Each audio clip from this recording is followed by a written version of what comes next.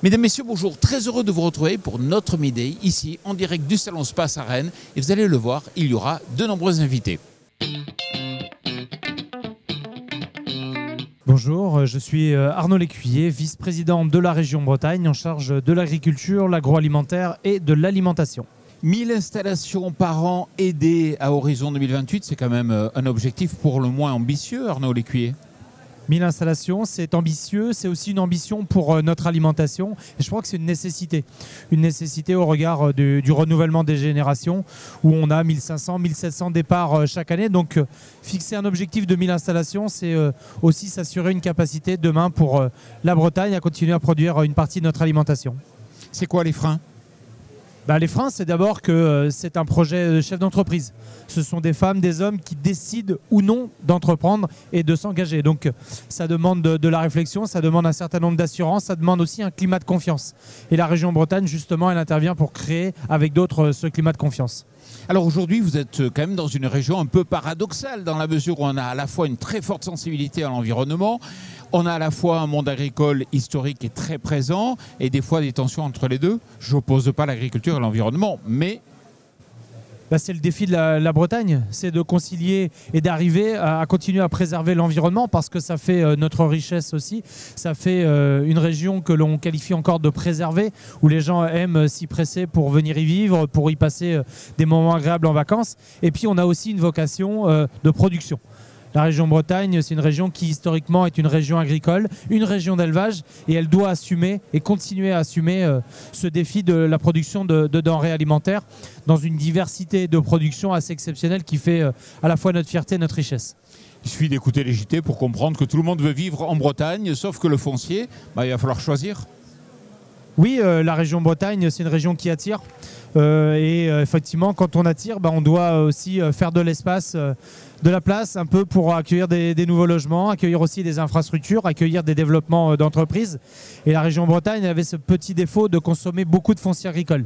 On consommait l'équivalent de 2000 hectares par an. Et on a un objectif de le diviser par deux, tout simplement parce que préserver le foncier, c'est préserver notre agriculture, préserver notre cadre de vie. Moi, je suis convaincu qu'on peut y arriver. On a d'autres façons de faire, d'autres façons de penser et d'agir. Et aujourd'hui, en tout cas, côté région, on est prêt à relever le défi.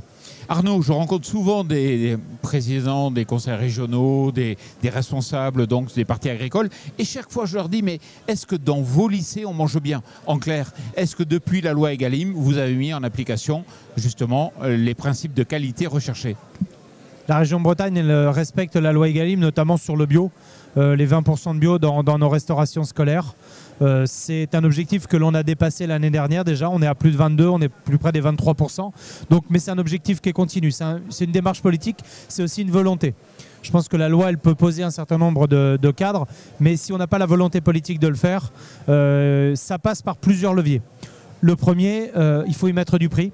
C'est-à-dire qu'aujourd'hui, nous, on a monté, on est à 2,60 € d'achat de denrées alimentaires. Ça nous permet aux chefs cuisiniers, aux chefs cuisinières de pouvoir avoir des bons produits et de pouvoir aussi s'approvisionner. C'est une logique d'achat aussi un petit peu modifiée. On a créé Braise Achat, une plateforme d'achat qui permet à nos chefs de cuisine de s'approvisionner localement. Et quand je dis localement, c'est sur le territoire régional. Et ça permet aux acteurs régionaux, qu'ils soient sur les filières animales ou végétales, de pouvoir proposer leurs produits à la région Bretagne. Puis le troisième point, il faut former nos équipes de cuisine à passer finalement de l'ouvre-boîte à l'économe. Ça, c'est un travail de longue haleine, c'est un travail qui se fait sur la durée. Mais on voit qu'on a aujourd'hui un vrai succès. On augmente la part des produits de qualité, on augmente nos approvisionnements locaux et puis on fait en sorte que chacun puisse bien manger dans nos lycées parce que l'alimentation, ça fait aussi partie de l'éducation. Parlons de l'eau, la gestion de la ressource en eau. Cet été, il y a eu quand même un problème d'algues vertes à nouveau. Et quelque part, c'est lié à l'agriculture, aux nitrates qui finissent sur les plages. Ça, on n'a pas trouvé la solution ? On a sacrément amélioré la situation. Les algues vertes sont aujourd'hui un problème pour la Bretagne, il ne faut pas se le nier. Mais c'est un problème qui est en cours de résolution. C'est un sujet qui est, on va dire, qui a des dizaines d'années. Et aujourd'hui, il faudra sans doute encore quelques dizaines d'années pour en sortir complètement. Mais on a réduit la concentration en nitrate, c'est-à-dire que le phénomène des algues vertes, il va avoir de plus en plus de mal à se développer. On a continué d'améliorer les pratiques agricoles. Et moi, je suis relativement confiant finalement sur la capacité de la Bretagne, du monde agricole aussi, à se mobiliser. Parce que chacun a compris, c'est un sujet qui est beaucoup plus vaste, mais le sujet de la qualité de l'eau, ça va rejoindre le sujet de la quantité d'eau. Et aujourd'hui, on ne peut plus se permettre d'avoir une eau, notamment soit en surface ou une eau souterraine qui n'est pas de bonne qualité. Parce que si on ferme des captages, si on ferme des forages d'eau, et ben demain, c'est l'ensemble de notre économie, l'ensemble, notamment notre agroalimentaire, qui aura des capacités demain à pouvoir produire, valoriser et transformer. Arnaud, pour finir, c'est la toute dernière question. Avec les incertitudes géopolitiques, avec le chaos politique en France, est-ce qu'on n'a pas oublié que la vraie guerre qu'on va devoir mener, c'est quand même le réchauffement climatique? Et vous, en Bretagne, vous y êtes confrontés? Oui, je pense qu'il y a quelques années, si on nous avait dit que le réchauffement climatique allait toucher et frapper la Bretagne, je pense que les gens auraient souri. Et finalement, on l'a vu encore cette année, et c'est plus un phénomène qui est conjoncturel, c'est un phénomène qui est structurel. Le réchauffement climatique, ça va être chaque année, ça va être aussi le dérèglement climatique, beaucoup d'eau et beaucoup de périodes de sécheresse, des périodes de sécheresse plus longues, des périodes de pluie très intenses. Et des incendies? Et des incendies, on a été touché aussi cette année en Bretagne. C'est pour ça qu'on doit se mobiliser. Et c'est aussi peut-être ce qui va faire que la Bretagne va avoir une responsabilité particulière dans les productions agricoles. Faire en sorte que l'on puisse continuer à produire ici en Bretagne, parce que là où d'autres régions, elles vont voir le repli, notamment sur le domaine de l'élevage. On voit une décapitalisation du cheptel assez impressionnant pour des raisons liées au réchauffement climatique. Et nous, on va quand même conserver dans ce réchauffement climatique-là peut-être des conditions plus favorables qu'ailleurs. Mais on a une responsabilité, c'est de ne pas accentuer ce réchauffement climatique et apprendre aussi à s'adapter à ce climat qui change et qui va changer durablement. Arnaud, merci. Je rappelle que vous êtes vice-président donc, du Conseil régional en charge de l'agriculture et de l'agroalimentaire. Merci. Merci à vous. Bonjour, Marie Pen, donc je suis éleveuse dans le Finistère, éleveuse...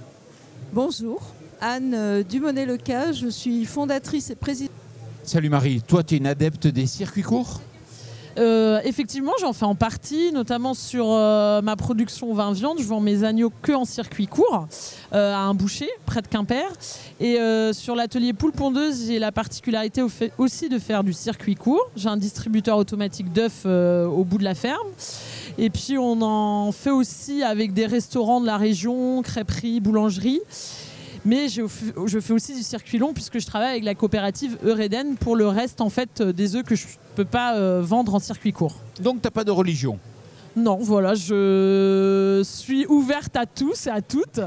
Non, on cherche à valoriser surtout nos productions, une valorisation économique, parce que sur la production vin-viande, on sait que c'est une production qui est en difficulté économique depuis à peu près une trentaine d'années, où trouver de la rémunération est difficile, donc il faut aussi pouvoir jouer toutes ces cartes, je dirais. Et pareil sur le circuit court en œuf de poule pondeuse plein air, puisque notre production elle est en plein air.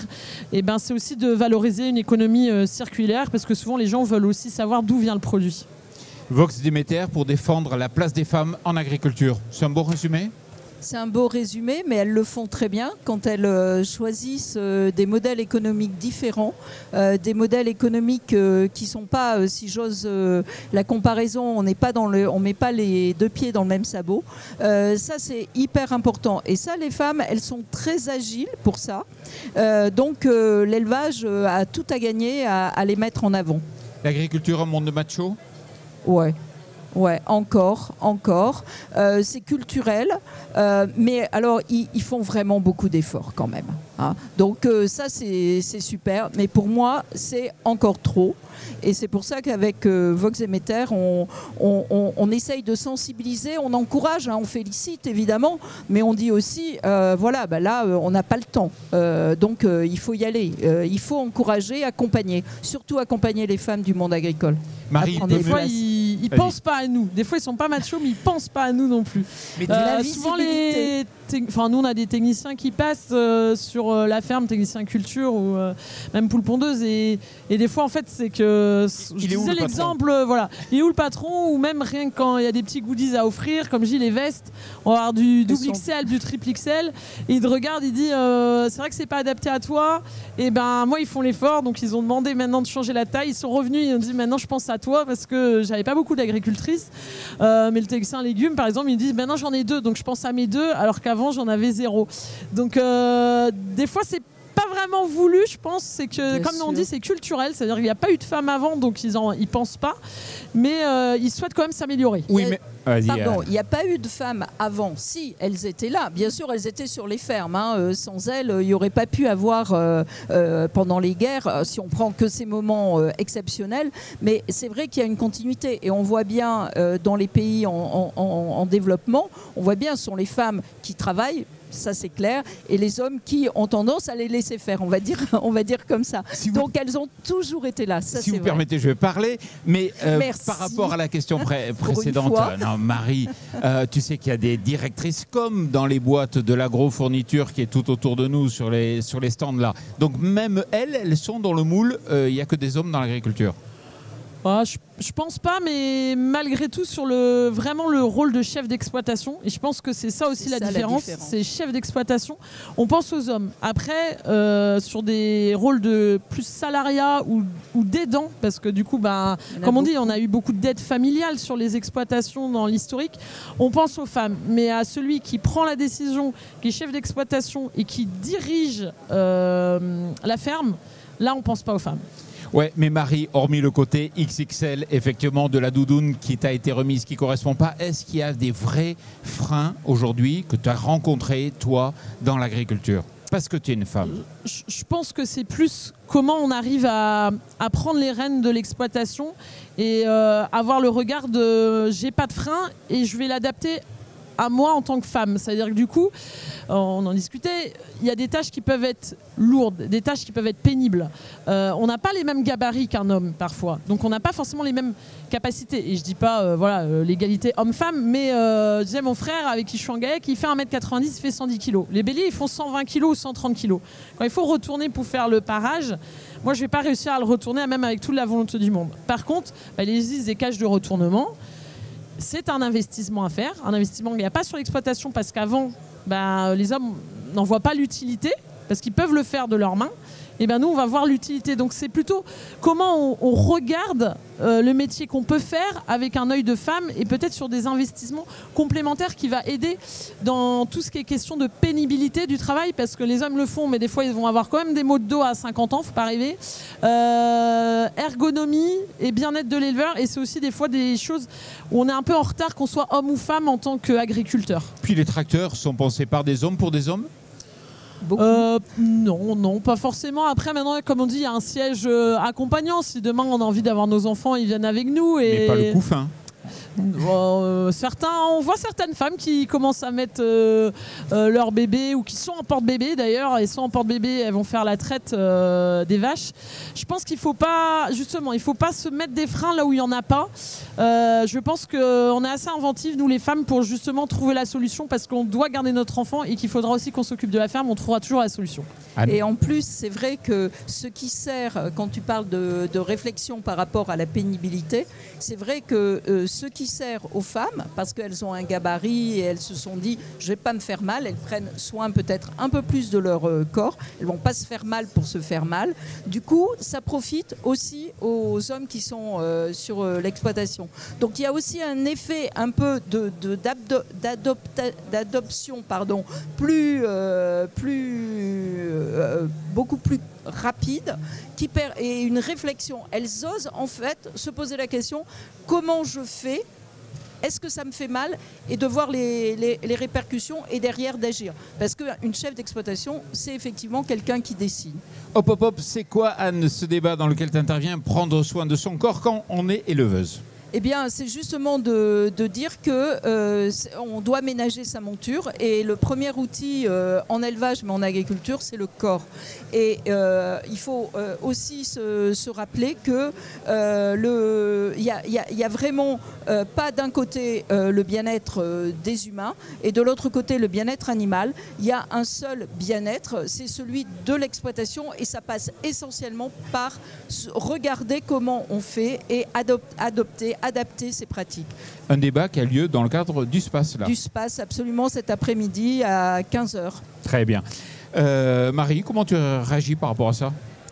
Je pense que c'est bien d'avoir justement ces conférences, d'avoir l'éleveur au centre aussi de l'exploitation, mais comme on dit, dans le bien-être et dans aussi on prend soin de son corps, parce que c'est quelque chose pareil qu'on n'avait pas dans les mentalités. Au final, on finit usé et c'est limite normal. Et je pense que ça aussi, ça change dans les nouvelles générations où on se dit à 60 ans, on veut pas ne plus réussir à rien faire et avoir mal partout.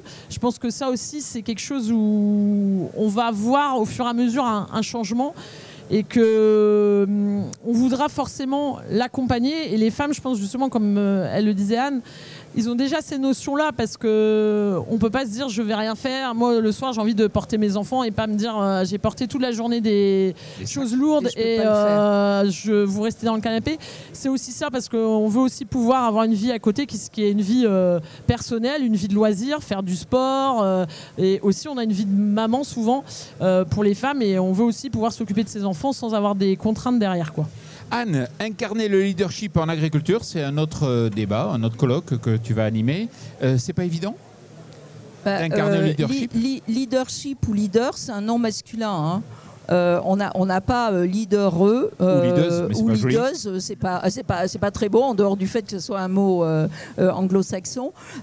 Donc en fait c'est pas une évidence. Tout à l'heure tu posais la question et Marie répondait l'agriculture c'est plutôt masculin. Hein. Le référentiel de n'importe qui en dehors d'ici pensera homme, tracteur. Et donc du coup la femme elle est à côté et encore, un peu encore trop dans l'ombre. Donc l'idée, c'est de dire qu'elles ont le potentiel. Elles doivent libérer ce potentiel-là parce qu'aujourd'hui, c'est l'agriculture qui doit être gagnante. Réussir l'agriculture d'aujourd'hui, de demain, c'est avec les hommes mais alors avec un énorme et les femmes. Et ça, c'est très important. Et on a développé j'ai coécrit avec Gabriel Dufour d'Agridé, du think tank Agridé, une note sur l'entrepreneuriat féminin en agriculture, libérer les potentiels, parce que justement, ce leadership, elles l'ont en elles, mais elles ne le savent pas toujours. Et s'il y avait qu'une idée à retenir de cette note, ce serait laquelle ? Vraiment que les femmes font réseau et qu'elles doivent faire réseau. Beaucoup plus, c'est inné pour les hommes. Et surtout pour moi qui est important, c'est vraiment continuer à se former. Il n'y a pas de limite à la formation et c'est comme ça qu'on progresse. On se remet en question. Il n'y a pas d'échec. On se remet en question en permanence et on progresse. Et ça, c'est vraiment libérer le potentiel des femmes. Alors, on est déjà arrivé au terme de cette émission, sauf que Marie, t'as oublié que Marine, justement, était là pour te dire... Parle-nous de l'association que tu représentes. Heureusement que je t'en parle, sinon t'as oublié. Alors, également, je fais partie d'un collectif qui s'appelle les Voix agricoles. Justement, dans le métier d'agriculteur ou d'agricultrice, on a aussi la chance de pouvoir s'exprimer et d'exprimer un petit peu tous les sujets qui touchent au quotidien les agriculteurs. Donc, les Voix agricoles, c'est une association qui fait des promotions chaque année. Hein, donc, c'est des promotions d'une vingtaine d'agriculteurs. Donc, je fais partie de la toute première promotion, puisque ça a démarré cette année. Donc une vingtaine d'agriculteurs qui sont de toutes les régions de la France. On en a du Cantal, de la Marne, de toutes les filières, élevage bovin, maraîchage, volaille, de chair et autres. Et le but, c'est de pouvoir justement, au-delà des idées politiques et syndicales qu'il peut avoir, c'est d'aborder les sujets avec des juristes en droit, des professeurs d'économie agricole et un peu aussi, on a des députés avec qui on a échangé, mais c'est de pouvoir aussi s'ouvrir, parce que des fois en agriculture on reste un peu aussi sur notre ferme. On est un peu fermé, ouais. Et donc là ça permet de voir aussi les questions comme les lois du plomb, Egalim, tout ce qui est passé, de pouvoir en échanger de façon... on va dire en petit comité sur 1h30 tous les 15 jours en visio et de pouvoir aussi nous s'exprimer, qu'est-ce qu'on ressent en étant sur notre exploitation au quotidien sur ces questions où des fois beaucoup les médias en parlent, beaucoup les politiques, mais concrètement des fois est-ce que ça va vraiment jusqu'au terrain, c'est des fois plus difficile. Bon, Anne, super. Marie, super. Merci beaucoup, félicitations et puis bougez tout dans l'agriculture. Voilà. Merci. Bonjour, je m'appelle Louise Vergniaud, je suis chef de projet chez Enoé. Bonjour, je suis Sabine, je suis exploitante agricole. J'élève des moutons, 250 brebis, Île-de-France. Sabine Louise, bonjour. Sabine, vous êtes à la tête d'une exploitation, facile ou pas facile? Difficile. Compliqué. Allez, il faut parler plus près du micro. Difficile. C'est-à-dire pourquoi difficile? Parlez bien près. Difficile parce que, facile parce que j'aime mon métier et que je le connais, que je le fais naturellement. Mais difficile parce que je suis une femme et que j'ai besoin d'avoir d'une aide pour pouvoir déplacer des choses qui sont lourdes. Voilà. D'accord. Une exploitation très diversifiée. Oui, alors elle est diversifiée, moyennement diversifiée. C'est-à-dire que j'ai des moutons, qui est mon exploitation et qui est l'élevage principal. Et ensuite, j'ai des terres pour faire les céréales, pour les nourrir évidemment, autoconsommation, et pour vendre aussi les céréales. Et vous avez une idée, une vision, parce que vous êtes sensible aux ENR. Oui. Énergie renouvelable, pardon. Énergie renouvelable, oui. Alors ce qui se passe, c'est que j'ai 250 brebis, mais j'ai un projet pour faire une augmentation de cheptel de 250 brebis encore. Et donc du coup, qui dit cheptel dit aussi bâtiment, le cheptel, les bâtiments, la bergerie, toutes les infrastructures. Mais je voudrais essayer de faire quand même un tournant et d'avoir quelque chose qui soit pérenne et écologique. Et donc pour cela, j'ai contacté Noé parce que je voulais avoir quelque chose qui puisse, avoir un petit peu de d'ENR, comment ça s'appelle l'agrivoltaïsme. L'agrivoltaïsme. On va en parler après. Oui, voilà. Et donc ils m'ont proposé des choses qui étaient intéressantes parce que ils ont mis les exploitants au sein de toute cette étude. Donc, parce qu'on est sur le terrain, bien évidemment, donc on connaît nos terres. Voilà, et donc du coup, ils nous ont proposé des choses. Et puis, en plus, l'agrivoltaïsme, et les panneaux solaires, c'est quasiment une énergie renouvelable. Donc, comme elle est renouvelable, elle s'oppose un petit peu à l'énergie fossile. Il nous faut des énergies renouvelables. Il faut qu'on puisse avoir des modifications. Il faut qu'on puisse voir toutes ces choses-là pour les énergies pour les générations futures. Donc il y avait cette idée d'énergie renouvelable, mais il y avait aussi l'idée d'avoir une nouvelle dimension pour l'exploitation. 250 brebis qu'on ne connaît pas, on peut se dire c'est bien. Mais en fait, il y a des paliers. Il faut avoir un troupeau de combien aujourd'hui pour vivre normalement? 500 serait bien et il me faut une pérennité, et il me faut une rentabilité économique. 500 c'est bien. Voilà. Alors justement, Louise, vous avez accompagné dans ce projet Sabine. Oui, tout à fait. On a accompagné Sabine, donc elle nous a contacté avec effectivement cette idée d'augmenter son cheptel et sa surface agricole utile, donc de doubler vraiment son exploitation, tout en ajoutant à ça la dimension énergie renouvelable et agrivoltaïsme. Donc c'est vrai que voilà, nous quand on a pu prendre contact avec elle, forcément le but c'est aussi pour nous de se mettre au service de l'exploitation agricole et des agriculteurs, tout en permettant le développement d'une énergie renouvelable. Donc là effectivement on a vu qu'on pouvait être un soutien véritablement pour le développement envisagé, et donc c'est comme ça effectivement qu'est partie notre collaboration. Ouais. Puisque en fait quelque part c'est une co-exploitation, comment ça se passe globalement? Alors c'est pas vraiment une co-exploitation dans le sens où l'exploitant agricole reste vraiment maître de ses terres et de son projet agricole.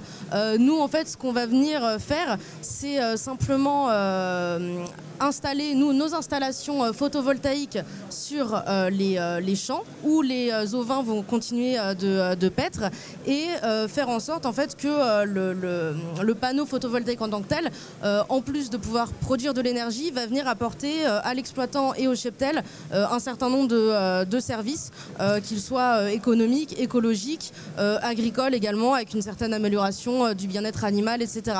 Et donc nous en fait on essaye vraiment de travailler main dans la main avec l'exploitant, notamment pour s'adapter à ses besoins en termes d'engins agricoles, de fauches, etc. On va venir travailler le projet vraiment avec Sabine ici. Comment s'est passé ce partenariat justement? Bien? Bien parce qu'on se téléphone régulièrement, Ils me donnent les résultats. Dès qu'il y a des études, des résultats d'études, ils me les donnent. On en discute. Ils m'ont posé des questions sur la façon dont je travaille. Et d'ailleurs, en augmentant ce cheptel, j'ai l'intention de modifier certaines choses pour faciliter le travail, pour le bien-être animal, mais aussi pour le bien-être de l'éleveur. Et ça, c'est très important. Et donc, ils ont pris en compte tous ces éléments-là en me demandant mes choix et la façon dont je travaille. Parce qu'on travaille tous différemment. Mais le revenu complémentaire va vous permettre de sécuriser le modèle économique de l'exploitation, c'est ça ? Oui, mais déjà, en augmentant aussi les brebis, déjà, je sécurise déjà mon modèle. D'accord. Alors justement, on a parlé du bien-être des animaux. Vous savez que les brebis vont être intéressées pour se mettre un peu à l'abri sous les panneaux ? Oui. Parce que vous l'avez observé. On l'a observé, c'est-à-dire que les animaux aiment bien être sous les panneaux, autant en été qu'en hiver. C'est-à-dire qu'en été, quand il y a la canicule, quand il fait chaud, comme cet été, donc il y a un petit vent, c'est bien, ils sont bons. Et en hiver, par contre, ils sont dessous avec les intempéries, ils sont protégés aussi. Et il y a aussi il y a une chose aussi importante, c'est que étant donné qu'ils sont en hiver comme en été sous les panneaux, ça permet d'avoir une transition sur l'année. Et donc du coup, au niveau sanitaire, il n'y a quasiment plus de problèmes sanitaires. Ils n'attrapent pas froid parce qu'ils ont l'habitude, petit à petit, ils se sont habitués. Et ça, c'est parfait. Et côté pousse de l'herbe ? Alors côté pousse de l'herbe, comme il y a de l'humidité, parce que les panneaux cachent un petit peu la terre, mais il y a de l'humidité. Et donc du coup, avec cette humidité, eh bien, ça protège les sols, ça protège la faune, mais ça protège aussi la flore, avec des pâturages qui sont de meilleure qualité. Quand je vous écoute comme ça, je me dis, bon, il faut signer, il y a tout qui est positif. J'espère. Il n'y a pas de négatif ou il n'y a rien qui pose problème? Alors, il y avait des choses négatives, oui, enfin des choses négatives, je le pensais. C'est-à-dire que moi, on m'avait dit, attention, il peut y avoir des problèmes avec les moutons au niveau de leur santé, des choses comme ça. Mais non, parce que j'ai regardé après des études avec l'INRA et apparemment, au contraire, il n'y a pas de problème de santé, ce qui est fondamental pour la reproduction des brebis. Et en plus, ça permet d'avoir des personnes, moi, vous voyez, je les aime tellement que ce sont mes filles. Ça permet d'avoir des moutons qui sont au contraire en meilleure santé. Et si je peux me permettre d'ajouter aussi, le panneau peut aussi permettre la protection du cheptel, parce qu'on peut nous aussi installer des caméras par exemple à la demande de l'éleveur, ce qui peut lui permettre aussi de surveiller son troupeau un petit peu en temps réel et donc d'améliorer une certaine protection, notamment contre les prédateurs. Enfin, en Mayenne, on peut avoir des sangliers, des choses comme ça qui peuvent arriver sur le site. Donc voilà, on est aussi toujours dans cette dynamique un peu de synergie et de protection du cheptel. Sabine, si déjà avec 250 brebis, vous ennuyez pas aujourd'hui, si vous allez en avoir 500, comment vous allez faire? Alors, non, je ne m'ennuie pas, c'est vrai, mais... Parlez bien, ouais. Bon, d'accord. Alors non, simplement, je vais créer un emploi d'un salarié à temps plein. Non, à temps plein. Et donc, du coup, on sera deux sur l'exploitation. Et donc, du coup, c'est parce que ça reboucle avec ce que je vous avais dit au début, c'est-à-dire qu'en tant que femme, j'ai besoin de quelqu'un qui puisse m'aider pour tout ce qui est les travaux de force. Et donc, du coup, il sera là. Bon, on est déjà au terme de cette séquence. Juste pour finir, c'est quoi les prochaines étapes? Oui, alors le projet qu'on développe avec Sabine, il est encore assez récent. On est au début de la phase de développement. Donc, c'est-à-dire que là, on est en plein dans les études. Donc, avant de mettre en place un tel projet, il y a forcément beaucoup de choses à vérifier d'un point de vue environnemental, d'un point de vue paysager, d'un point de vue aussi agricole. On a toute une batterie d'études qui nous sont demandées. Donc là, aujourd'hui, on est dans cette phase-là. On va également pouvoir rencontrer les administrations territoriales, les directions des territoires, les chambres d'agriculture, avec Sabine qui sera présente évidemment pour leur partager son projet agricole. Donc voilà, aujourd'hui c'est vraiment cette phase-là qui est en cours. Et puis après, donc, ce sera le permis de construire d'ici vraiment un an environ, quoi. Bon. Sabine Louise, merci beaucoup. Et puis longue vie à ce projet et qu'il devienne bien sûr réalité. Merci bien. Merci beaucoup, merci de nous avoir accueillis. Pierrick Aurel, président de Jeunes Agriculteurs et agriculteurs dans les Alpes-de-Haute-Provence en production de bovins viande et grande culture. Pierrick, c'est sûr, le 26, vous bloquez tout? Le 26, on manifeste, Jean-Paul. On manifeste parce qu'on a besoin de s'exprimer sur les sujets de rentrée agricole et sur ce besoin de stabilité politique notamment. D'accord. Ça veut dire quoi? Ça va prendre quelle forme concrètement? Ça veut dire qu'on va envoyer nos réseaux, JA et FNSEA, sur le terrain, sensibiliser et les pouvoirs publics et les citoyens à la question agricole. On l'a vu cet été, un débat chaotique sur la loi du plomb. On le voit là avec la rentrée, le sujet du Mercosur. On le voit avec le sujet des taxes douanières, notamment la taxe Trump. Et puis plus largement, le sujet de la PAC avec une réduction du budget. Et puis tout un tas de choses qu'on ne voit pas avancer. Tout ça corroboré par une situation politique en France qui est d'une instabilité rarement vue, pour pas dire jamais vue. Et donc on a besoin de sensibiliser l'ensemble des acteurs de la vie citoyenne, enfin très large, pour dire attendez, on a des sujets agricoles, on a besoin d'être entendus pour votre souveraineté, pour notre souveraineté, pour le bien de tout le monde. Pierrick, après le 11, après le 18, ce ne sera pas le blocage de trop ? Alors nous, ce n'est pas des opérations de blocage, encore une fois, c'est des opérations de sensibilisation. On n'appelle pas à bloquer le pays, on n'appelle pas à rajouter de l'huile sur le feu, c'est absolument pas ça qu'on veut. On veut simplement parler des sujets agricoles, parce qu'on le voit dans un moment où le gouvernement a besoin aussi de trouver des voies de passage. Il faut qu'il puisse nous apporter une clarté sur la vision agricole de ce pays à 10, 15, 20 ans, et c'est en ça qu'on veut s'exprimer. Et c'est pas dans l'intérêt d'embêter les Français, encore une fois, on a besoin d'eux, ils ont besoin de nous, et c'est trouver ensemble comment on peut y arriver. On est dans un chaos politique. Quel est le bon ministre ou la bonne ministre de l'Agriculture que tu espères ? Alors moi, je ne fais pas de politique, je pousse des idées pour la jeunesse agricole. Et vous savez, aujourd'hui, on a besoin d'un ministre qui soit capable, d'une ministre, d'un gouvernement plus largement, qui soit capable de porter une vraie vision structurante pour l'agriculture. Parce qu'on voit qu'on a du changement climatique sur le territoire qui met l'ensemble de nos filières sous contrainte, parce qu'on voit qu'on est challengé sur le plan géopolitique et que finalement le monde dans lequel on vivait bien, où on avait des accords commerciaux, des échanges internationaux depuis un certain nombre d'années, eh ben vacille, ne tient plus. Et donc on a besoin d'avoir un courage politique pour apporter de la visibilité, pas à 1, 2, 3, 4 ans, mais à 5, 10, 20 ans, pour enfin poser une planification agricole et apporter un peu de sérénité aux acteurs du monde agricole. Ça fait longtemps qu'on n'a pas eu un ministre comme cela. Ça fait un moment qu'on n'a pas eu des ministres comme ça, mais parce qu'on est dans un moment aussi où on le voit, les citoyens se cherchent, la France a besoin de retrouver des alliés au sein de l'Europe. Et donc nous, corps intermédiaire, jeunes agriculteurs notamment, on est là aussi pour apporter cette forme de vision, parce qu'on est détaché de tous ces sujets politiques et que notre rôle, c'est de porter ça et d'accompagner les jeunes agriculteurs qu'on représente sur le territoire. Des drones en Roumanie, des drones russes donc dans Pologne malheureusement. On est peut-être à la veille, voire peut-être qu'on est déjà rentré dans ce conflit international et on ne veut pas se le dire. Sur le plan agricole, ça fait 3 ans que la guerre en Ukraine a démarré, ça fait 3 ans qu'on parle de souveraineté agricole. J'ai l'impression qu'on est au même niveau qu'en 2022. C'est pour ça qu'on se mobilise aussi. Je le disais, sur les sujets européens, on voit qu'il y a déjà une guerre économique de haute intensité qui se passe, notamment entre l'Ouest, l'Est et puis l'Europe au milieu. Et donc, on a besoin justement de dire à l'Europe, attention, la souveraineté alimentaire, c'est quelque chose de prépondérant. Le président de la République avait dit à Terre de Jim il y a quelques années, déléguer notre souveraineté alimentaire, ça serait de la folie. Il faut réarmer l'agriculture. Eh ben chiche, faisons-le. Pour le coup, c'est ce qu'on demande.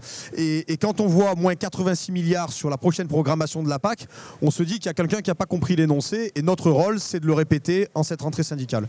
La signature probable de l'accord du Mercosur, c'est la gueule de bois ? Ah ben complètement, c'est le dernier affront, la goutte d'eau qui vient faire déborder le vase. Puisqu'encore les grands perdants du Mercosur, c'est déjà les mêmes filières qui sont impactées par un énième traité de commerce comme ça. Et puis vous savez, c'est l'opacité de tout ce Mercosur qui est discuté depuis 1999. Aujourd'hui, il est splitté. On voit bien que la Commission passe au-dessus de la volonté de la France. Donc il faut essayer de réparer et de colmater les fuites. Mais c'est un affront de plus, où au moment où on voit où l'agriculture est une variable d'ajustement et où plutôt nous on pense que ça devrait être l'inverse. C'est une force, elle a été reconnue pendant de nombreuses années en France et en Europe et là on voit qu'elle est bradée, discutée et ça c'est très inquiétant. Donc on ne peut plus faire confiance à la présidente de la Commission européenne. Ah bah vous savez, le niveau de confiance qu'ont les agriculteurs envers les politiques en ce moment, il est très faible, mais parce que c'est un enchaînement de mauvais signaux qui sont envoyés depuis un certain temps, et notamment la présidente Ursula von der Leyen. Vous savez, signer 15% de taxes douanières dans des conditions sur lesquelles ça a été fait, sur le fond et sur la forme, les agriculteurs sont très surpris.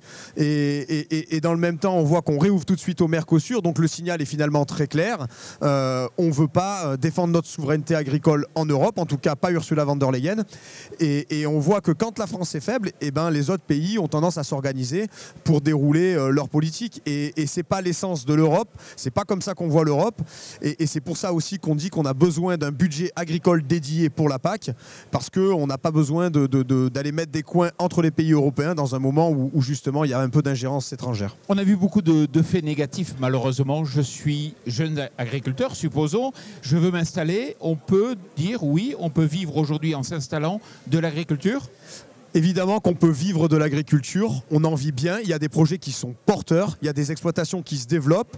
Et voilà, le fait est, c'est qu'il faut qu'on retrouve un peu d'agilité. C'est l'accompagnement qu'on veut donner aux jeunes agriculteurs, parce qu'on aura besoin d'une agriculture qui est agile, performante et qui sait lire un petit peu à travers les lignes et naviguer. Et vous savez, il y a beaucoup de jeunes agriculteurs qui sont évidemment passionnés, mais qui cherchent à accéder à ce métier pour avoir une qualité de vie. On vit bien quand on est agriculteur aussi, parce qu'il y a le sujet du revenu, évidemment, et on y travaille et on sait tous les efforts qu'on fait dessus. On travaille avec le vivant, on travaille dans souvent des groupes, en coopérative, en CUMA, et donc c'est un métier où on est rarement isolé, et c'est déjà en ça pas mal. Et puis moi je suis fier de produire de l'alimentation de qualité, de le défendre et de l'offrir à mes compatriotes. Et toute dernière question, Pierrick, tu es l'exemple même d'un jeune agriculteur qui vit avec une petite surface et qui vit bien. Tout à fait, j'ai une exploitation de taille modeste, je le partage parce que je suis installé en GAEC, ça me permet de m'impliquer dans mes missions de syndicaliste, mais vous savez, je profite aussi du temps qui est de mon temps libre, où je peux faire d'autres choses qui n'ont rien à voir avec l'agriculture, ce qui me permet d'avoir les idées claires quand il faut travailler sur mon exploitation. Merci beaucoup Pierrick. Merci à vous Jean-Paul. Je m'appelle Maxime Pavlak, je suis président cofondateur chez Eloi. Salut Maxime. Salut Jean-Paul. Eloi, vous avez une mission, laquelle ? Eloi, la mission, c'est de permettre la transmission de toutes les fermes vers une nouvelle génération d'agriculteurs qui vont s'installer et qui vont, au passage, aller vers une agriculture durable. Alors, je ne sais pas si tu sais, mais tu es dans la séquence techno et j'ai vu que vous utilisiez l'intelligence artificielle. Non, ouais. Comment et pourquoi ?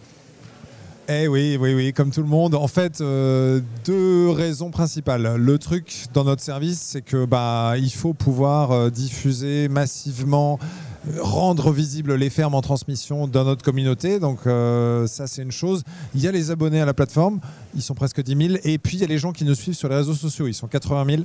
Mais en fait, il y a un moment où, quand tu as des fermes sur toute la France, il y en a plus de 400 maintenant qui sont sur la plateforme, il faut uniformiser ces rédactions d'annonces, le faire rapidement, facilement. Donc ça, c'est une première raison, qui est toute bête, si je puis dire, c'est que simplement les équipes marketing chez nous, si tu veux, utilisent l'IA pour les aider à rédiger les annonces et uniformiser aussi les standards, s'assurer qu'on a bien toutes les infos. Voilà. Donc ça, c'est un des premiers trucs. Un peu plus poussé, c'est qu'en fait, les cédants, donc les agris qui nous font confiance, une des valeurs ajoutées du service, c'est qu'on va leur apporter de la visibilité sur l'audience qu'a eu leur ferme sur les différentes plateformes, sur les différents réseaux. Bien sûr, combien ils ont eu de candidats, ça ils le savent, ils les reçoivent en direct, mais aussi, tu vois, combien ils ont eu de vues, de likes, de commentaires, de machin sur Facebook, sur YouTube, sur les plateformes. Et ça, en fait, on en fait des synthèses qui sont mensuelles. Et la data vient d'un peu partout, si tu veux, elle vient des différentes plateformes que j'ai citées. Donc il faut agréger ça et il faut en faire un email qui est sexy, qui est un contenu. Ça aussi, on automatise avec un peu d'IA, si tu veux, pour nous aider à récupérer, remettre la donnée au bon format, la diffuser aux cédants. Donc si tu veux, c'est un vrai sujet dans la plateformisation de notre modèle et de notre service. Maxime, je te connais depuis des années, il n'y a pas plus humain que toi, il n'y a pas plus humain peut-être que Eloi, et vous faites appel à l'IA. Ouais, mais évidemment, le service humain reste premier et central. Pour la transmission d'une ferme, évidemment, tu as la relation à l'agriculteur, au cédant, au repreneur. Néanmoins, on voit que ponctuellement, on peut, l'IA, tu vois, c'est pas bien ou mal, c'est comment on s'en sert. Et là, on la met au service d'une cause qui est noble, le renouvellement des générations, la transition. Donc en fait, c'est un sujet qui ne nous gêne pas de se dire, oui, quand c'est performant pour rendre le service efficace, pour que demain on ait encore des agriculteurs, ça vaut le coup de l'utiliser. Alors, la question qui tue, est-ce que l'IA est meilleure que l'humain par rapport à la tâche que vous ciblez ? Sur ce point-là, certainement, c'est-à-dire qu'agréger de la donnée, en faire des tableaux de bord qui soient uniformisés, etc. Oui, on a toujours automatisé. La question pourrait être de se dire pourquoi de l'IA plutôt que développer une intégration. Et en fait, la réponse, c'est que quand tu commences à vraiment avoir de la data hétérogène qui vient de partout, tu gagnes beaucoup de temps à l'implémenter en IA versus une implémentation un peu en dur. Et puis la souplesse dans l'évolution. C'est-à-dire que demain, tu as une nouvelle plateforme. Quand on a intégré TikTok, par exemple, qui cartonne en termes de visibilité, paf, tu intègres TikTok et tout, ça se met dans ton... Voilà, ça, c'est un truc qui est assez intéressant. Et puis, le dernier innovation là, qui n'est pas encore sorti, mais qui arrive, c'est qu'on a un agent IA, si tu veux, qui va être là pour l'assistance aux utilisateurs et qui aura la particularité d'être connecté à notre outil de gestion. C'est-à-dire qu'en fait, une fois que tu t'authentifies à ton agent, donc il dit t'es qui, voilà, Maxime, ok, donne-moi ton mail, je t'envoie un jeton, tu mets le jeton, t'es authentifié, il sait que c'est toi, et là, il peut accéder à ton dossier. Donc ok, tu as candidaté sur la ferme de Saint-Hilaire-des-Loges, là, où en est ta candidature? Je vois ton dossier, je vois que le cédant a bien reçu, il a été relancé 2 fois, il va te recontacter, etc. Donc ce genre d'infos, on peut aussi gagner du temps. L'idée, c'est qu'on n'a pas la bande passante humaine pour parfois être aussi réactif qu'on le voudrait avec tout le monde. Sinon, le service coûterait trop cher. Tu as toujours cette équation du service rendu et du temps que tu passes. Et sur certaines tâches, tu peux aller avec de l'IA, gagner vachement de temps et rendre un vrai service, en l'occurrence, aux porteurs de projet. Avant-dernière question, qu'est-ce que vous faites de bien et qu'est-ce que vous faites de pas bien? Qu'est-ce qui te semble pas bien dans ce que vous faites aujourd'hui ou pas assez bien?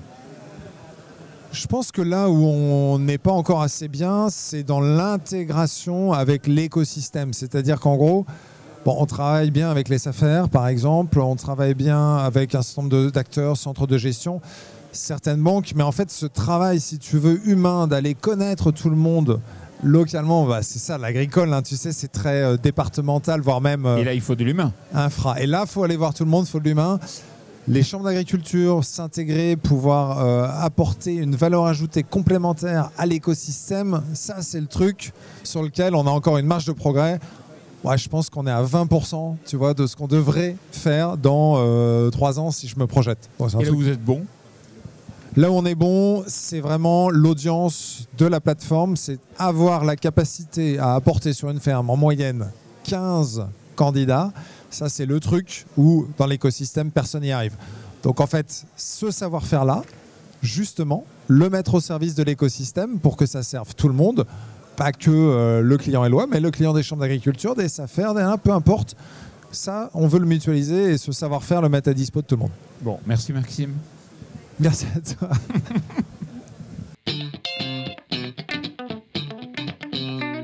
Bonjour, je suis Gabrielle Dufour, responsable énergie et durabilité au think tank Agridé, think tank de l'entreprise agricole. Salut Gabrielle. Bonjour Jean-Paul. Agridé, vous faites quoi dans ce think tank? On est le think tank de l'entreprise agricole. On accompagne les réflexions des chefs d'entreprise. On est un peu dans la tête des chefs d'entreprise et on essaie d'accompagner les réflexions face aux grands enjeux du 21e siècle.